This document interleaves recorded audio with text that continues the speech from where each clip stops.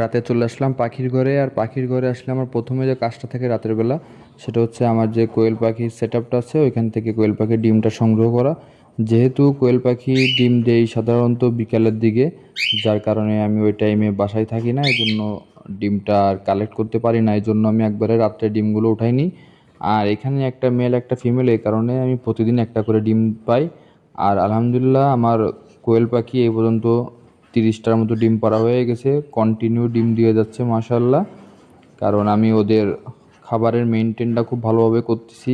আর কোয়েল পাখি মূলত একটু আলো বাতাস পাইলে ভালো ডিম পারে, সেটা আমি দেওয়ার চেষ্টা করি। কারণ রাত বলে এখন সম্ভব না, আপনার সকালের দিক বা দুপুরের দিক প্রচুর আলো বাতাস আছে আমার কোয়েল পাখির সেট আপে, যার কারণে ওরা সবাই সুস্থ সবল আছে এবং ভালো মানের ডিম পাড়তেছে। প্রতিদিন সেম সাইজের ডিম, কোনো অবনতি নাই আলহামদুলিল্লাহ। আর সাইজগুলোও দেখতে পারতেছেন মাশাল্লাহ, খুবই ভালো সাইজ। আমি এখন চাচ্ছি নতুন করে একটা কোয়েল পাখি সেট আপ করতে ইনশাল্লাহ খুব শীঘ্রই, সেটা আপনাদের ভিডিওতে দেখানো হবে। আর এইখানে আমার এই যে পাখিগুলো